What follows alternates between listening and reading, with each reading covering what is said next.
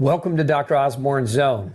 Look, if you struggle with an autoimmune diagnosis, whether it's rheumatoid arthritis, lupus, multiple sclerosis, celiac disease, Crohn's, inflammatory bowel disease, autoimmune hepatitis, Hashimoto's hypothyroidism, whatever it is, if it's autoimmune disease, you're not going to want to miss the next 3 shows. Tonight is part 1 of gaming the system. Remember, the system for treating autoimmune disease has miserably failed us all, and I'm going to teach you how to game the system back and overcome autoimmune disease with simple, actionable steps you can starting tonight.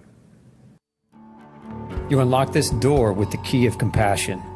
Beyond it is another world, a world of science, a world of common sense, a world of sanity. You're moving into a land of both empathy and ethics, of nutritional knowledge and empowerment. You've just crossed over into Dr. Osborne's Zone. So welcome to a special 2-part series of the Dr. Osborne Zone. This is a series we're going to be discussing, which is an extension of the last 3 shows that we've done. The shows, if you haven't watched How the System Has Failed You, part 1, 2, and 3, you might want to go back and watch those. It'll get you better prepared to take on this information. This information we're going to talk about today is what I call the autoimmune revolution. This is a step-by-step guide for you to take and implement both on your own, but also if you're working with a functional medicine type doctor, to overcome autoimmune disease. So it doesn't matter what your autoimmune disease is, whether it's multiple sclerosis, rheumatoid arthritis, Hashimoto's hypothyroidism, autoimmune hepatitis, fill in the blank. If you have an autoimmune condition and you're fed up with standard of care, if you're fed up with regular doctors wanting to mask your symptoms with medications, this is the series that you want to make sure you watch. So get your notepad ready. We're going to dive in to the depths of what you can actually implement. Starting tonight, you can start implementing this information to help your body naturally overcome autoimmunity. So without further ado, let's dive right in. So again, if you're overwhelmed with your diagnosis, this discussion is all about what you're going to be able to do naturally to overcome your autoimmune issues. Now, you'll see this little diagram here with the warrior and the hydra. Anytime you see this diagram on a slide, this is just an indicator for you that these are action items that you can take at home, things that you want to take copious notes about so that you can implement this strategy or these multiple strategies. At the end of this, I want you all to have a blueprint that you can follow to help restore your health. So let's talk about the origins of autoimmunity. Let's look at this slide here. This is what we call the triangle of health, and you can see at the center of this slide, that's your genetic code. Now, everybody has their own unique DNA. And what I want you to take away and understand is that DNA is not a curse. DNA is a gift, and you don't have bad genes. And I don't care how many of you have, DNA mutations, MTHFR, COMT, doesn't matter. Your genes are a gift. They're not a curse. But genes need you to have good behavior for them to appropriately respond. So if you look at this diagram, you'll see in this triangle, on the top, you'll see chemical. To the left bottom, you'll see emotional, spiritual. And to the right, you'll see physical. Now, you're going to see this trend show up multiple times as we go through this presentation. Chemical, emotional, spiritual, and physical are the 3 worldly inputs and choices that you have on a daily basis that are going to impact each other, but they're also going to impact the behavior of your genes. Again, a lot of doctors try to blame genetics on disease, and nothing could be further from the truth. I mean, there are minor exceptions to this rule, people with cystic fibrosis or inborn errors of metabolism, but those things are really quite rare. And so most of you, you're not the exception. So again, your genes are a gift, but you have to approach how you treat your genes, right? If your genes are the gift, then you have to take good care of them by behaving appropriately so that you can accommodate them to express in a manner that's consistent with good health as opposed to in a manner that's consistent with disease. So, chemical, physical, and emotional inputs. If we go to this next slide, you'll see what those inputs are. So what you're looking at here at the top, autoimmune disease, okay? And it, like I said earlier, it doesn't matter what your diagnosis is. People are so heavily set on trying to identify the type of autoimmune disease. Doctors are as well. But if you understand anything, understand that autoimmune disease has triggers. There's 4 categorical triggers of autoimmunity, and that's what is represented in this diagram. So this diagram should be kind of your go-to to understanding the different triggers and how you can navigate them. So if you look on the far left, you can see vitamin mineral deficiencies. And then as we move to the right, microbial imbalances, and then gluten sensitivity, as well as other food reactions, chemical reactions, chemicals like toxic metals, and then gut integrity and dysbiosis issues. And then there are physical and emotional issues. So if you look at the first 6 boxes from left to right, those all are in reference to chemistry, right? So go back to that triangle that I'm referring to. Those are all representative of chemical inputs. And then when we get to the latter, to the physical issues, physical has its own triangle, and then emotional, spiritual has its own triangle. So again, I want you to tie these things in so that you can understand them.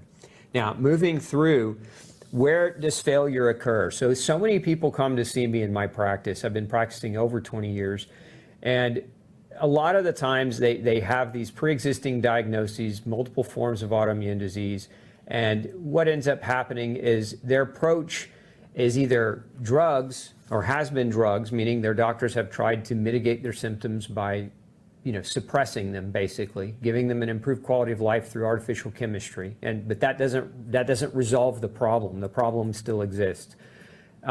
Or people have tried a natural approach, but they've piecemealed that approach. So it's very important you understand that failure to achieve success occurs when people piecemeal this approach. Okay, let me give you some examples.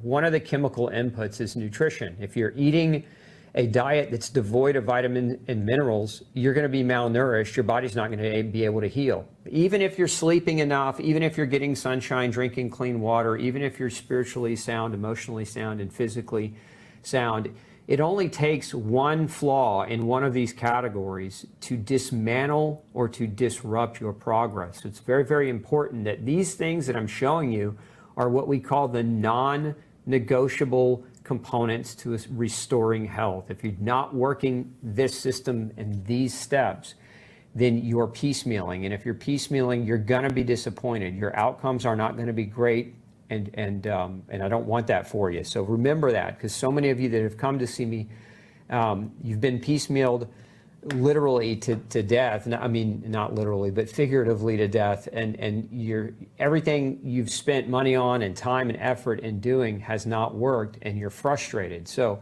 if you're watching this, you can't piecemeal. You can't take parts of this presentation and only apply the parts. You've got to apply it all, and you want to apply it all simultaneously. Okay, so you see here, health happens when your genes are happy. Now, your genes are happy when you treat them well. And so then the next question is, well, what do I need to do to treat them well? And that's, again, what this entire presentation is going to be about. So back to our diagram. Nutritional deficiencies are one of the primary drivers chemically of dysfunction in the body. What do we know about nutrition? Check out this quote from the Guyton Medical Textbook of Physiology. This is one of the primary textbooks that's used to teach in medical school. Okay, so each of the 100 trillion cells in the human being is a living structure that can survive indefinitely, and most instances can even reproduce itself, provided its surrounding fluids contain appropriate nutrients. Keyword there, appropriate nutrients, keywords. Vitamins and minerals are an overlooked aspect in medicine. Doctors very rarely even consider them, and it's like pulling teeth to get a doctor to measure vitamin and mineral status.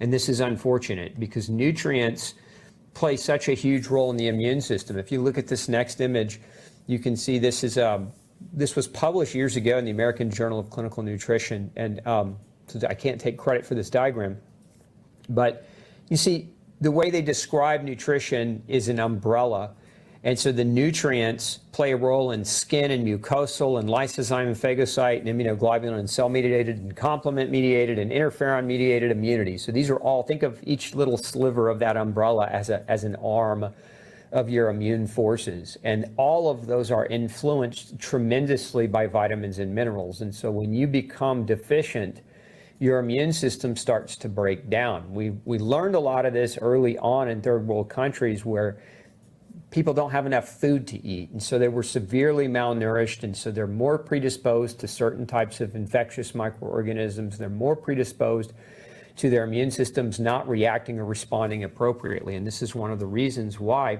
many of these countries where nutrition is poor, where they struggle with early mortality rates. Now, in modern countries today, like the US and Great Britain and New Zealand and the European Union, it's not an absence of calories that we have. We have plenty of calories. Like, this is probably the first time in history of recorded history where we've had ample calories for everyone.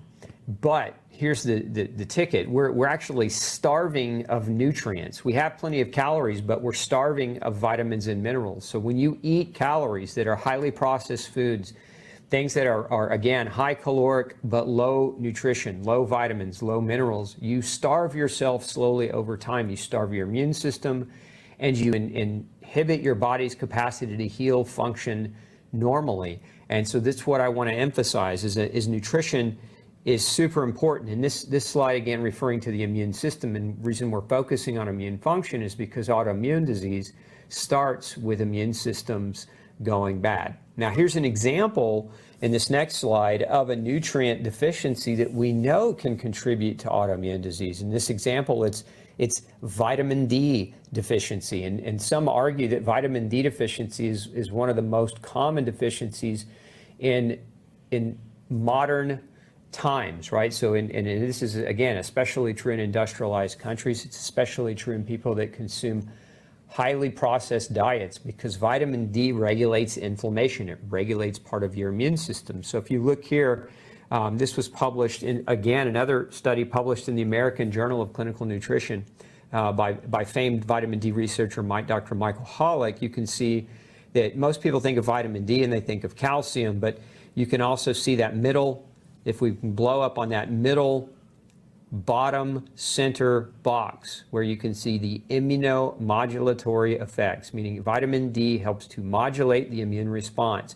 And look at all those autoimmune diseases that have been linked to vitamin D deficiency: multiple sclerosis, type 1 diabetes, psoriasis, rheumatoid arthritis, inflammatory bowel disease, and periodontal disease. And there's more than that. This study, again, if we look at the date, published in 2004, and we've learned of a lot more since 2004, but I'm showing you this for effect of understanding that a nutrient deficiency can definitely contribute to an immune system that starts to behave inappropriately.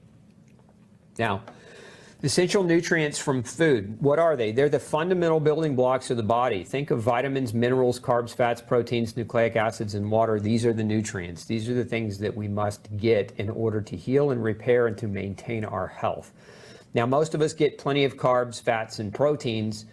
It's the vitamins and the minerals, and sometimes the water and the nucleic acids specifically. This is especially true of many people who follow really strict vegan-based diets where they reduce their capacity to get adequate nucleic acids, or adequate, rather not nucleic acids, but adequate amino acids, which are the building blocks to protein. So one deficiency can inhibit the healing process.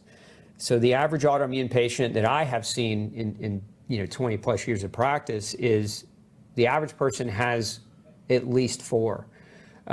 So one deficiency can cause a problem. The average person I see has at least 4. Some of the more common ones: vitamin D, vitamin B12, zinc, and water, as well as omega-3 fatty acids. These are, in my experience, some of the most common. Now, for most nutrients, serum testing has limited value, and so this is part of the conundrum or the problem. Even if your doctor's willing to measure vitamin and mineral status, a lot of times they use serum laboratories, and serum labs are very misleading. They can give you false normals on a frequent basis, and so we don't want to rely on serum lab testing if we're trying to assess nutritional status effectively. We also want to understand that a lot of times gut functions have to be ruled in or out. If the gut's broken, then how well is it going to absorb or digest vitamins and minerals from the food that you eat? So a lot of you have an autoimmune disease, an inflammatory disease of your GI tract, celiac disease, Crohn's, ulcerative colitis, regional colitis, etc. These types of gut dysfunctions can lead to malnutrition as well. So you have vitamin deficiencies that can contribute to autoimmune disease, and you have inflammatory bowel issues that can contribute to vitamin deficiency. So you can see how it's easy to get stuck in a vicious cycle. Now let's go to the next slide. Let's look at some of these others. So some of these are nutrients that are not often considered. Water, oxygen. Water's a nutrient, and a lot of you don't drink enough of it. Or the type of water that you're drinking is highly contaminated with different chemicals and things that you shouldn't be getting exposure to. We'll talk more about that shortly. Oxygen is a nutrient. Many of you live a very fast-paced life, and as you move through your life, you sometimes let that sympathetic or that part of your nervous system, that fight or flight part of your nervous system kind of rules your day. That's what we call the fight or flight or the sympathetic nervous system. And if you're stuck in a state of sympathetic dominance, your breathing becomes shallow. So a lot of you forget to breathe. And again, we need oxygen. Oxygen is a nutrient. So harnessing your breathing and harnessing how you breathe can become a very important ally in your recovery process. So don't forget oxygen. This is why so many very good alternative or integrative or functional doctors recommend treatments like hyperbaric oxygen chambers, because they know that oxygen works at the microscopic mitochondrial level to help the body naturally begin the healing process.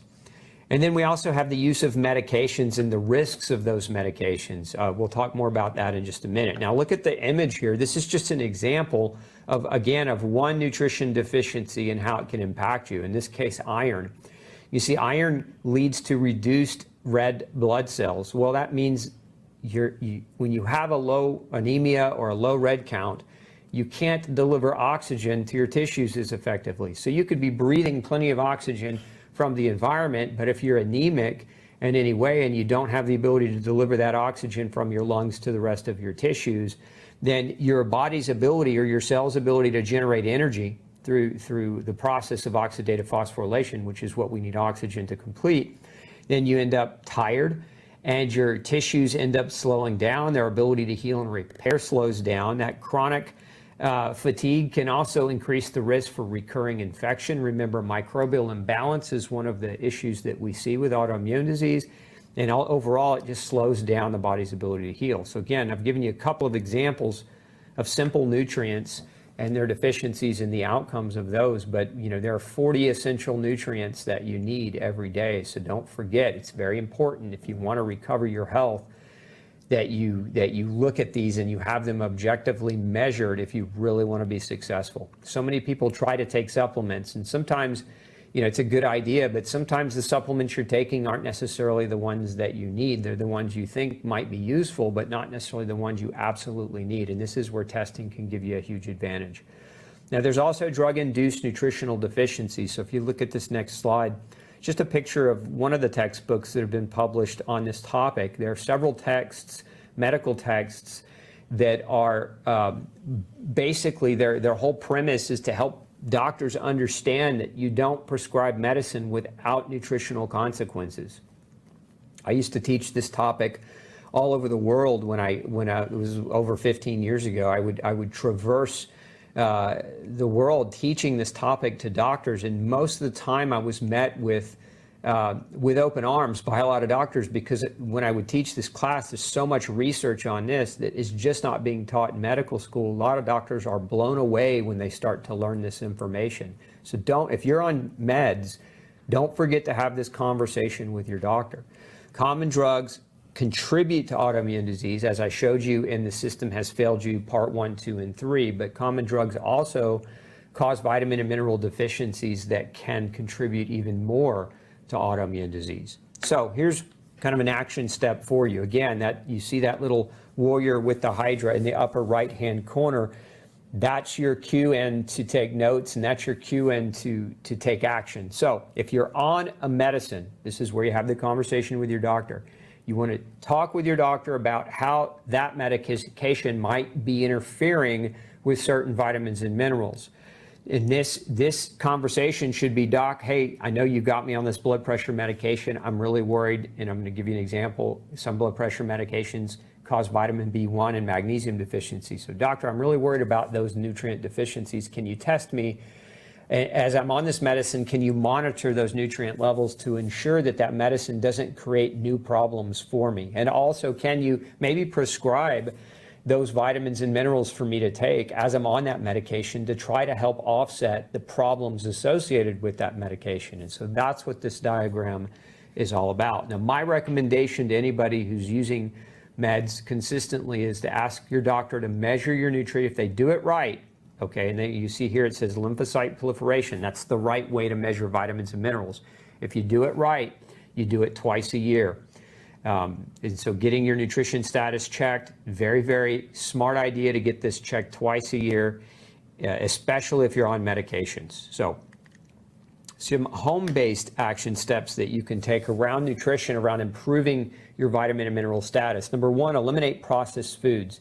Processed foods are stripped down. A lot of the vitamins and minerals are destroyed from the original food as they go through processing. So what you're left with is a shell, a nutritional shell. You're left with calories with minimal vitamins and minerals, and that will cause you to become malnourished over time. You also want to choose organic as much as possible. Pesticides, okay, don't do you any favors. Your body has to detoxify those pesticides that you're being exposed to. Well, guess what you use to do that? You use vitamins and minerals to detoxify those pesticides. Your liver uses vitamins and minerals. Your kidney uses vitamins and minerals. Your gut and your skin, all of your detoxification organs use those nutrients to properly detoxify you from those pesticides. So reduce your exposure, minimize your exposure. You also ideally want to choose nutrient-dense foods that are easy to digest. This is especially true if you're having GI problems. So if your autoimmune disease is relevant to your GI tract and you're struggling with digestion, this is, really pay close attention to this tip. So nutrient-dense foods, what are some examples? Bone broth, organ meats. If you don't like organ meats, you can do organ capsules. I don't care for the way liver tastes, but I do take organ meat in capsules. We have something called Warrior Organ Matrix for those of you who don't like organ meats like me. And then things like berries, soups that are cooked down. And soups could be pressure cooked vegetables, pressure cooked meats, because when you pressure cook the foods, you soften them and make it easier mechanically for your body to digest. This is especially true of those of you who suffer with digestive problems. And then fermented vegetables as well can be very, very nutritionally helpful because they also help restore and support healthy microbiomes. Remember, a lot of your vitamins and nutrients are made by the good bacteria. So eating healthy fermented foods can be very beneficial in that regard. Some other action steps, and these are action steps if you're working with a doctor or a healthcare provider or a health coach. Consider the following labs to assess your nutritional status. So again, take these notes. Number one, nutritional analysis using lymphocyte proliferation. I've mentioned this before. Any of you who've been watching me for any length of time know how adamant I am about appropriate testing for vitamin and mineral deficiencies. There's also a test called iodine loading test, and this is a test that helps to isolate and measure whether or not you have adequate iodine. An iron panel, a lot of doctors will not order an iron panel. They will measure what's called a CBC, a complete blood count, and they'll look at your hemoglobin and hematocrit, and if those are normal, they'll tell you you have normal iron. Well, that's an inaccurate way to assess iron. You also want your doctor to run an iron panel and ask them to run ferritin with it. Again, written down on the slide for you. CBC and chemistry panels are important. Most doctors will run those without any coaxing. A homocysteine test. Homocysteine is a byproduct that we all make homocysteine, but homocysteine elevations can indicate B vitamin deficiencies. B12, B6, folate, vitamin B2 deficiencies have all been linked to elevations in homocysteine. Hemoglobin A1C, which is an average measure of your blood sugar. If your blood sugar is too high, the likelihood that you're over-consuming carbohydrates is very good, and not good that you're consuming an excess of carbohydrates, but the likelihood. And so you want to get that reined in. Again, my advice on carbs, fats, and proteins is that you're striving for equality between carbs, fats, and proteins, a third, a third, and a third. And then there's a test called a CRP, that stands for C-reactive protein, the dash HS, that's HS stands for high sensitivity. This is a very sensitive marker for systemic inflammation. So if you are inflamed, this is a really good test to have your doctor measure, so that as you're making these changes over time, if you're hitting the right notes, your C-reactive protein should start to drop. It should start to come down. If it's not coming down, you're missing something that's causing that inflammation. You could also add ESR, erythrocyte sedimentation rate, is another inflammatory marker that might be helpful here as well. And then insulin. So again, these are just some standard tests that you can have done that help to assess nutritional status. Be cautious of serum lab tests for nutrients because of the inaccuracies and the misleading information, and sometimes even the doctor's inability to properly interpret their results. So not recommended that you do serum lab testing and hang your hat out on that information. If necessary, implement diet change with premium grade supplementation to accommodate deficiencies. So if you come back and you have multiple deficiencies, it may be necessary for a time at least for you to supplement with those nutrients. And my practice is something I do on a regular basis, is I enhance people's nutrition through the use of premium grade, pharmaceutical grade supplements, because I want to help them dig out of that nutritional hole faster. Remember, you need nutrients to heal. Autoimmune disease, if we really want to put it simply, it's a repair deficit. Your body's breaking itself down faster than it's capable of healing itself. And nutrients are part of what you need to heal. So sometimes we got to dig out of that hole. Now let's look at this next slide on drug-induced nutritional deficiencies. It's just, if you want to pause this slide in your video and take a screenshot of it for later use, I just want to be very clear, this is not a comprehensive slide. In other words, this doesn't include all classes of medications. This is not intended to be the end-all be-all list, but these are just some of the most common medications prescribed today. So I just want you to have access to this information at your fingertips, knowing that many of these drugs or classes of drugs have known and profound effects on your nutritional status, and you want to be aware of that. Okay, let's move into the second category. So we just covered vitamin deficiency. Now let's go into gut integrity and dysbiosis. So the chemistry of the gut, a lot of people don't realize this, and I was very blessed to have a fantastic professor when going through graduate school, but one of the things that I remember learning was the gut is a war zone, and a lot of times we don't think of it like that. And why? Socially, we think of food as the time we all get together and have a good time, and we share food as an expression of camaraderie and love and community. And that's a good way to look at it. I'm not going to say we shouldn't look at it that way too, but let's talk about what goes on in your gut. There's a battle, there's a war that happens in your gut every time you open your mouth and put food in. Remember, even the healthiest, most organic, pristine food contains toxins. All foods contain toxins.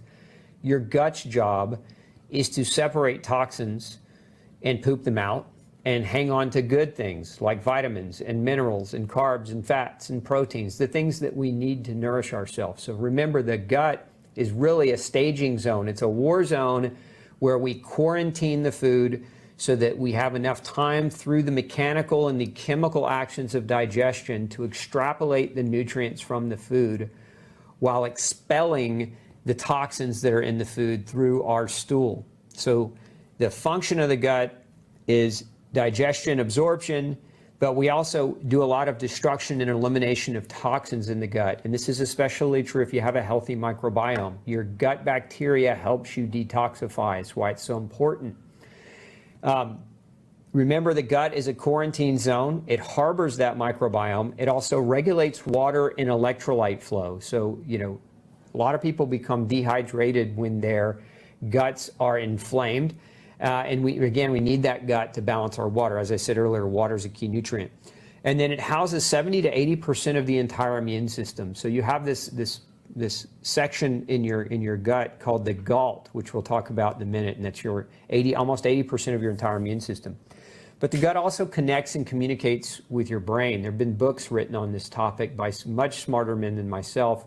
One in fact called The Gut-Brain Connection. But we know that the gut and the brain directly communicate with each other. So very, very important in your GI tract. Now let's look at what I call the 5 gut firewalls. These are things within the gut that help that quarantine barrier. And so if these things are not intact, we all have heard this term leaky gut, as I talked about it in the How the System Has Failed You series about leaky gut as being a cause of autoimmune disease. These 5 barriers, when breached, can contribute to leaky gut. So you can see here the first barrier on the left is your galt. That stands for gastro-associated lymphoid tissue. And then we have tight junctions. Tight junctions are these little anchoring proteins that seal the cells of the gut lining and hold them together and keep them from separating out, allowing things to pass through. We have a substance called mucosal IgA. IgA it's an antibody. It acts like handcuffs. It binds on to bad guys, if you will, and it helps you to excrete them out or poop them out. We have the friendly bacteria. Remember, the bacteria, aside from producing vitamins, aside from helping us digest our food, the bacteria also produce mucin, which is a mucus-like substance that coats and lines and protects your gut. So these bacteria, they do that, and very, very important. And then on the far right, you can see stomach acid. Stomach acid is very critical because the acid in your stomach is required not only for absorption of protein and the absorption of many minerals and things like vitamin B12, but that acid serves as an immune barrier. Remember, we eat viruses and bacteria and parasites and fungus as a natural order of our daily eating. And it's that stomach acid that helps us to neutralize many of those microorganisms that do not belong. So that stomach acid is very important. This is why so many of you that take antacids, stomach acid suppression medicines like PPIs, proton pump inhibitors, that's why this can be such a bad idea. Long term, these can contribute to severe problems and malnutrition. Now, let's look at what I also call the 4 horsemen of the GI apocalypse. So the different things that will destroy your gut lining. If we're summarizing them, chemical exposure, gluten, microbial imbalances, and so that would be an example of a microbial imbalance, might be a yeast overgrowth in the GI tract. And then the last one being medication. Many of you are on medications that hinder or damage the GI tract. Antacids are just one class, but non-steroidal anti-inflammatories damage the gut. Steroids damage the gut. Many of your autoimmune medications actually contribute to damage to your GI tract. So remember, this is why I said earlier, medicines do not solve your autoimmune problem. They can suppress your symptoms and give you an improved quality of life temporarily, but in the end of the day, medicines are giving you a false sense of security and not really fixing or addressing the root of the problem.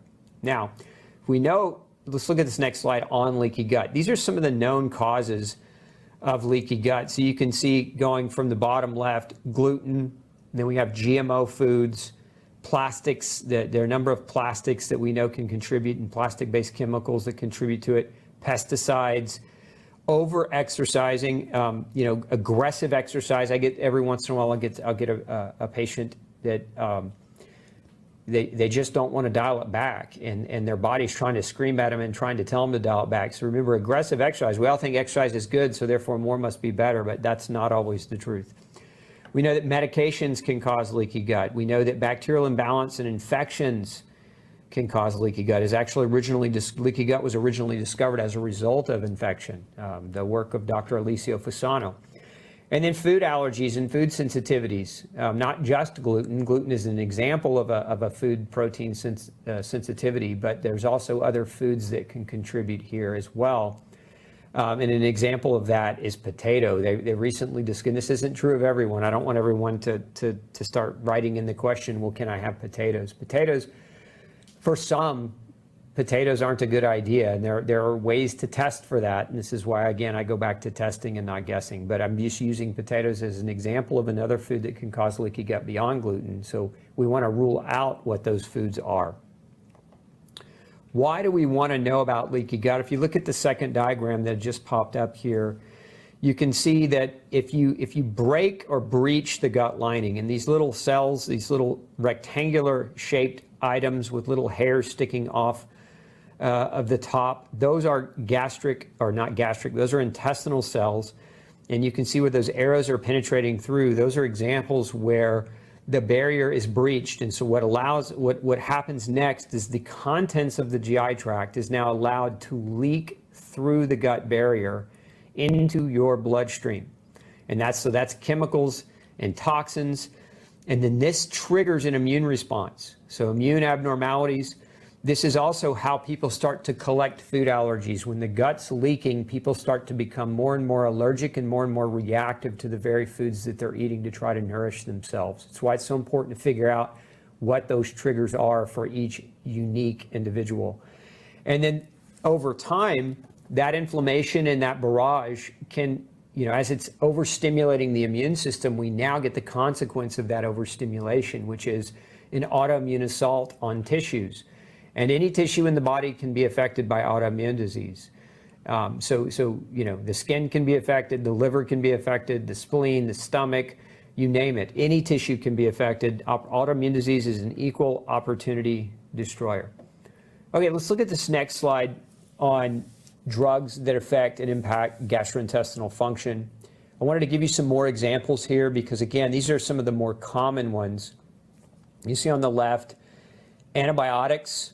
So this, if you're taking antibiotics, pain relievers, acid reflux medications, or antidepressants, this is, you see the little Hydra and the warrior there. This is for you to take action on. Get with your doctor as soon as possible and have this conversation. Okay, you shouldn't be on long-term antibiotics. And so that's a conversation you can have with your doctor. Pain relievers, if you've got chronic pain, you need to figure out why you have pain and quit trying to mask it. But you can see here, antibiotics destroy gut bacteria, which hinders digestion and vitamin synthesis, but also increases the risk of infection, which then also contributes to leaky gut or permeability. It can lead to IBS symptoms, IBS meaning irritable bowel syndrome, not necessarily inflammatory bowel, but irritable bowel, but also nutritional disease. It also contributes to the development of autoimmune disease. So you can see antibiotics as a whole host of problems that they can come with, especially if you use them in a recurring fashion. If you're in and out of the doctor's office, every other month taking antibiotics because you have a chronic recurring infection, you need to figure out what's happening in your immune system because those antibiotics are just going to drive the process of autoimmunity over time. You look at under the pain reliever category, you can see that pain relievers, most of your steroids and non-steroidal anti-inflammatories, they erode the mucus lining of the stomach and the upper small intestine. This has been very well researched. We know it happens, and the consequence of that is blood loss. It says you're damaging the lining of the stomach and the intestine, you lose blood through that damage. That's called occult blood loss, and that can be tested for. Your doctor can measure that. But it causes iron deficiency. And as I showed you earlier on that slide, where iron deficiency leads to oxygen deficiency leads to inability to heal effectively. You don't want that to happen. And then we have acid reflux medications, which inhibit or lower stomach acid. And so that can hinder the digestion of nutrients like protein, calcium, and other minerals, as well as vitamin B12, but it leads to weakened immunity, depression, bone loss, among other things. And then we have the antidepressants. Antidepressants can alter gut motility. Not a good idea. This contributes to constipation. And when your gut's constipated, when you eat, as your food is not appropriately being digested and not moving through you at the appropriate time constraint, then it's rotting inside of you. So you actually have putrefaction byproducts of your food forming because your bowels are not moving properly. And so that gives so much more time for those toxins that are being created through digestion to leak across a leaky gut barrier. And that's going to put more of a burden or more of a stress on your immune system. So again, if you're on these 4 classes of medications, you really want to get with your doctor and really strategically talk about how you can get off of them. That's the goal. Some home-based action steps here.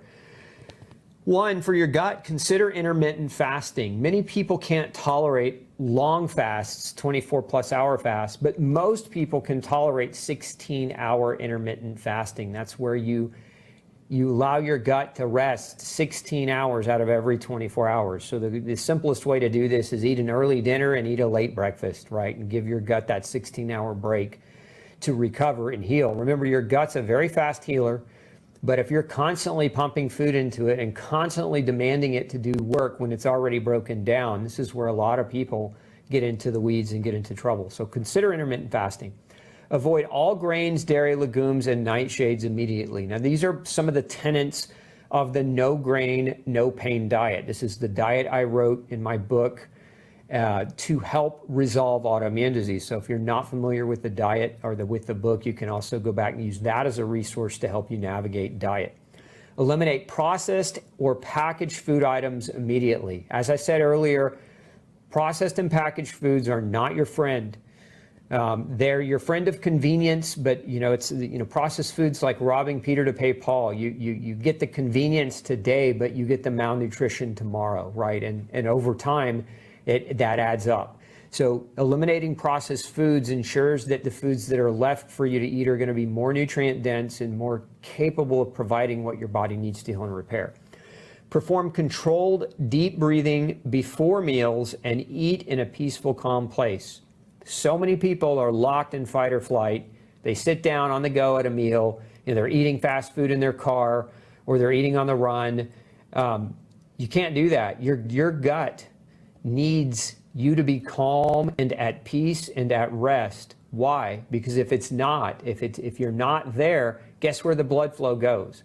It goes to your muscles and your brain. When you're in fight or flight, your blood flow doesn't go to your gut. And when you're trying to digest your food, you need the blood going to your GI tract because that blood provides nutritional resources and oxygen so that your gut can appropriately work. So sitting down and being at peace and being, deep breathing before a meal, all these things can be extremely beneficial and helpful to put your mind at ease, to put your gut in a state of calm where you can activate your parasympathetic nervous system so that you can digest your food better. Pay attention to your GI's communication with you. When I say GI, I don't mean necessarily a GI doctor. I'm talking about your gut. Your gastrointestinal tract talks to you. How does it talk to you?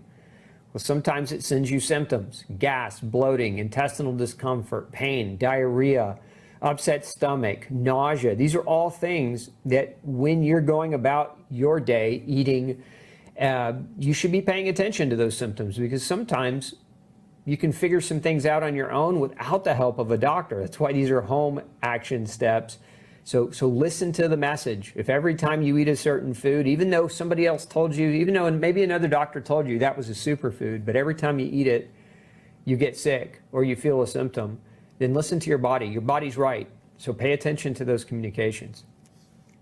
Maintain adequate water. For most people, 60 ounces or more of water a day is adequate. If you're drinking reverse osmosis water, important tip, add electrolytes to the water. RO water is more acidic in nature, and you want to put electrolytes back in it. Natural water has electrolytes. I like RO filters because so much garbage is in the city water supply. Depending on where you live, like where I live, there's 42 drugs, prescription drugs that we can analyze and find in our water. Not a good thing. So if you're not on a well where the water is filtered by hundreds of feet of dirt and rock and sediment, you want to filter your water with RO if you're drinking out of the tap, but it's just important to note to add electrolytes back to that water. Keep the bowels moving naturally. If you're constipated, you might want to consider the following things. Remember, constipation is one of the worst things for healing, because what it does is it slows down the movement of toxins out of you. Remember, poop is a toxin. And as it comes out, you want it to come out of you on a regular basis. And if you're not pooping every day, you're allowing those toxins to access your bloodstream a lot more frequently. So if you're constipated, you might consider some of these natural options. One, taking a strong, solid probiotic. Two, high doses or higher doses of magnesium or vitamin C. Either one of those will do well by a bowel. So vitamin C, generally it takes about anywhere from 2 to 5 grams of vitamin C to help with a bowel movement. Magnesium, anywhere from 300 to 600 milligrams. Some people even take more, up to 1,000 milligrams to help with regular bowel function. Digestive enzymes. Some of you, your pancreas is inflamed, or your pancreas is being damaged, or your gut is damaged, and so your capacity to produce digestive enzymes might be hindered. So taking an external or taking a supplemental digestive enzyme might be very supportive. Remember, you need these enzymes to break your food down and have regular bowel movements. Apple cider vinegar, it's a natural acid, and taking a little bit before you eat a meal, especially a meal with animal protein, could help you digest that a little bit better if you were struggling with protein digestion. Also consider acid or bile supplements. You could use something like a betaine hydrochloride to support acid digestion in your gut. And if you don't have a gallbladder, if you have a history of liver disease, consider supplements that help support that function. We have something called Lipogest that we use in people that don't have gallbladders, and we have something called Ultra Acid that we use for people who need more acid support. Now, pay very close attention as well to foods that are high in FODMAPs. If you haven't heard of FODMAPs, you can do a quick Google search and pull up, numerous information on which foods are FODMAPs. Pay close attention to foods that are high in oxalates and histamines as well. And the reason I say it is not everybody is reacting to FODMAPs, oxalates, and histamines, but many people who have already done a really good job of going grain-free and dairy-free and sugar-free, many of them still struggle with certain FODMAPs or histamine or oxalate-based foods. So keep those in mind. There may be some additional strategy if you're paying attention to that you find is helpful in terms of your overall diet change. Now, also be cautious of supplements containing GMO or other taboo ingredients. Every week somebody comes in to my practice, with a bag of supplements, multiple people actually, and a lot of times the supplements that they're taking are garbage. They're full of fillers that are no good for them, or they're full of ingredients that they're allergic to, or they're full of GMO. Derived ingredients, and you want to be really careful there, because the whole premise of using a supplement is that it's to supplement your body to help you on your journey. But if your supplement is actually detrimental in some way, then the whole premise of taking it becomes neutralized.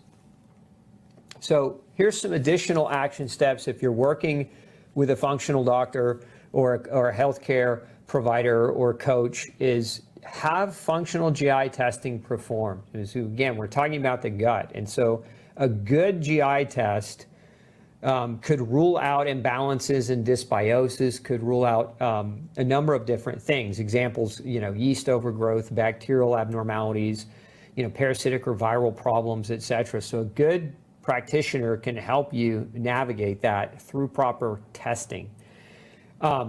SIBO, which is another type of condition that some people struggle with, that stands for small intestinal bacterial overgrowth, that can be tested for as well. A good practitioner can help you with that test. Consider biofilms, especially if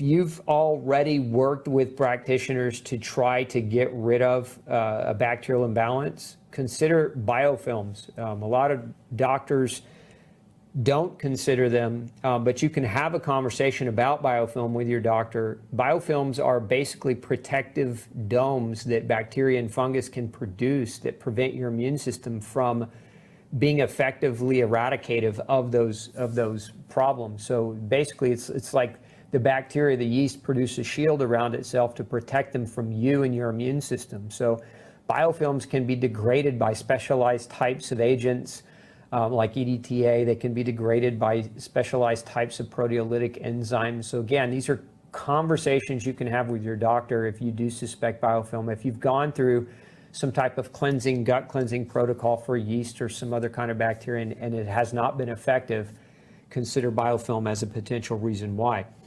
You want to, again, assess the microbiome. What kind of good bacteria do you have? In what species do you have? Do you have adequate representation of the right types of species? A good test can give you some of that feedback and information, and even can help you target which kinds of probiotics might be better for you as a unique person. You want to assess the production of acid, of digestive enzymes, of a compound called short-chain fatty acids, the primary one being butyrate, and a substance called IgA. So again, a good practitioner can measure all of these things, because knowing whether these things are low or high can sometimes make the difference in your improvements. You want to assess for inflammation in your gut. There are several different chemical markers good doctors will measure. A lot of GI doctors measure things like calprotectin, but there are other markers as well, like lactoferrin is an example of another marker. So these things can all be measured with good objective testing. And then depending on the extent of damage, you may need a supplemental source of immunoglobulins. This is, again, a supplement you can talk to your doctor about, but can be very, very helpful. As a matter of fact, I think this was like 12 years ago. We were using immunoglobulins in practice, and then one day we stopped being able to get access to them for our patients. And one of the reasons why is there was a pharmaceutical company that bought up the producer of these immunoglobulins, and they turned it into a prescription drug. And so what used to be a $50 product became a $500 medication. So now today we actually have access to immunoglobulins again. You don't necessarily need a prescription to get them, but that's how powerful they are. Is the drug companies wanted to capture and capitalize on the market, but it just didn't happen. It didn't happen. Thank goodness it didn't happen. So you do have access to what are called serum-derived immunoglobulins, which can be a very effective and very powerful tool to support you on your journey. And then you want to assess nutrients. The gut will never heal if you're deficient, for example, in vitamin A, in L-glutamine, in vitamin C and zinc and B12 and folate. The gut can't heal without those nutrients. Those are very critical gut healing nutrients. So assessing those can also make or break the difference. Look, thank you so much for tuning in tonight. And before you sign out, I want to leave you with this amazing story of an autoimmune recovery. Check this out.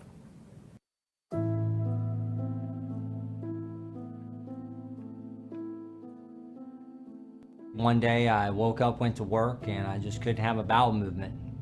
I'd been living great, no health issues, and just was in agony and pain and couldn't figure out why. So I went on a search, went to several doctors, and I visited every gastroenterologist, every specialist. I had every colonoscopy, endoscopy, every test you can think of done, and just really got depressed to the point where my last doctor visit, I was told that I just have to live with it. One of the recent jobs that led me to Dr. Osborne was actually the greatest thing that could have happened, because it was an hour away from my home, and it was the longest I had to travel before to a job. I'd come across this podcast called I Love Marketing. And it seems ironic that I would be listening to a marketing podcast, and that's how I would discover Dr. Osborne. And he's sharing all these insights based on his newly written book, No Grain, No Pain. And as soon as he started talking, I knew this was something completely different than I had ever heard before. 6 months later, we were able to get that visit to Sugar Land, Texas, and he spent such quality time from the beginning. I never met a doctor like Dr. Osborne. He asked questions I had never been asked. He spent almost 2 hours with me going through my entire life history. And so I signed up for all the tests that he suggested. From the beginning, I found out exactly what was causing the pain. I found out that I was sensitive to gluten, and that it was genetic. I started the protocols with Dr. Osborne, such as changing my specific diet, needs based on my unique allergies outside of my gluten sensitivity. I found out that I was sensitive to a host of other things as well, including coffee, which was the biggest thing I think for me to give up, because that's the only thing that kept me going for all those hours at work with no food. Then I started taking supplements that he prescribed because I had a host of vitamin deficiencies that over time, obviously from not eating and not getting the right nutrient values, that I was really sickly in that respect as well. And immediately in those first couple months, I could see such a change in my mood, a change in my energy level, and gradually every month I was getting more hope because I was putting on a little bit more weight. I was getting a little bit more energy. I was having less brain fog, less nausea. I was learning how to change my lifestyle. The last 2 years have been phenomenal. Just to think that there wasn't any hope in my life, to now living every day where I can feel great. I can get up every morning, before sunrise now. I can exercise. I can walk and run every day. Everything in my life has completely changed. So, when I say that it's been, a 180, it really has. I've been very fortunate because of my passion for all the changes in my life to help 10 other people so far dramatically change their life by following the same protocols. Those people had very similar symptoms, some worse, some less than me. They've been able to find relief through Dr. Osborne and no grain, no pain because of that, and I'm very grateful for that. Thanks for tuning in to the Dr. Osborne Zone. Don't forget to share, like, and subscribe for more content like this, and make sure you come back next Tuesday at 6 p.m. Central Standard Time and Thursday at noon 30 for more episodes.